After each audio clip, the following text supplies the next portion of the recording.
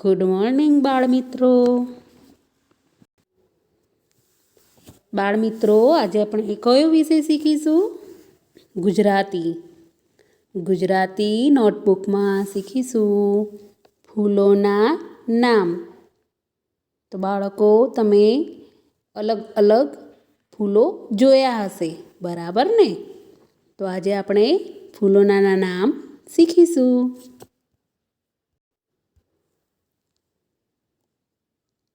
ચંપો, ચમેલી, ગુલાબ, મોગરો, કમળ,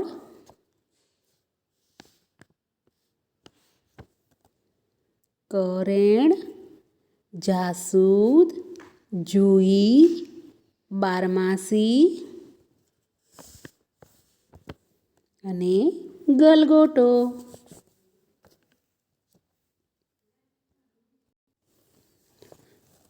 તો બાળકો, આ ફૂલોના નામ જોયા, બરાબર ને? તમારે પણ આવી રીતે નોટબુકમાં એક વખત આવી રીતે એરા કરીને ફૂલોના નામ લખવાના છે. એના પછી બીજા પેજ પર જોઈએ ફૂલોના નામ. તો આપણે આવી રીતે ફૂલોના નામ એક વખત લખીને બતાવેલા છે, તો આપણે આવી રીતે એરા કરીને લખવાના છે. ચાલો આપણે લખીએ.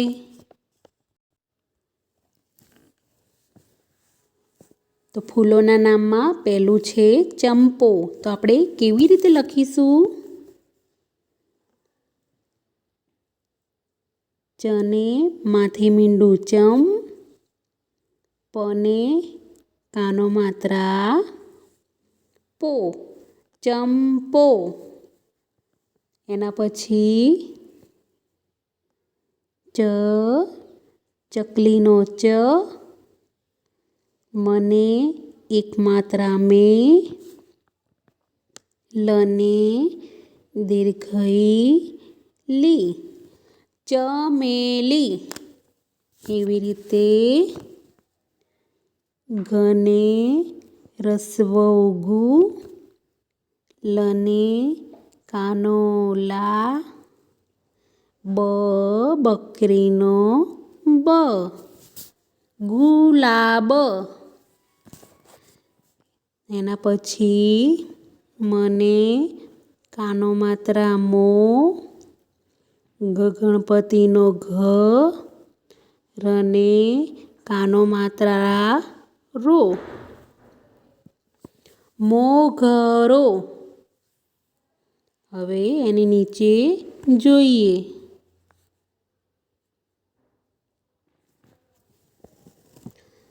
કમળનો ક, મરચાનો મ, નળનો અણ, કમળ.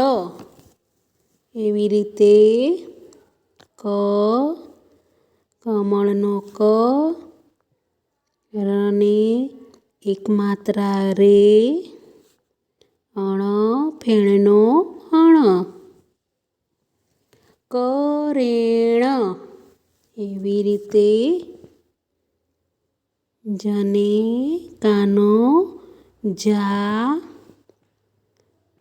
સને દીર્ઘઉ સુ, દડાનો દ, જાસૂદ. એવી રીતે જને દીર્ઘઉ જુ, ઈસનો ઈ, જુઈ. એના પછી બીજા પેજ પર જોઈએ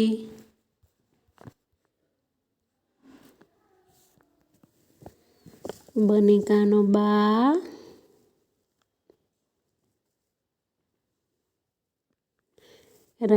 રમકડાનો ર, મનેકાનો મા, સને દીર્ઘઈ સી, બારમાસી. એના પછી નીચે જોઈએ ગણપતિનો ગ, લખોટાનો લ, ઘને કાનો માત્રા ગો, ટને કાનો માત્રા ટો, ગલગોટો.